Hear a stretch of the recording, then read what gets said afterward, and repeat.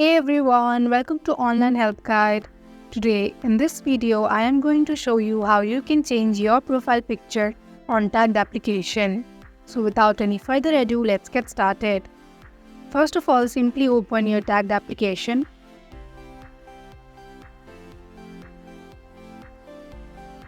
Tap on three horizontal lines on the top right corner of your screen.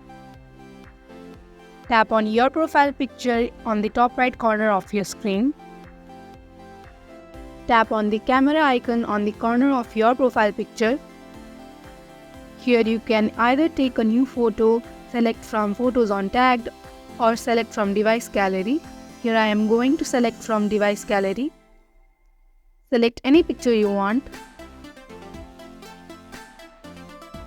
And that is how you can easily change your profile picture on tagged. Thank you for watching Online Help Guide.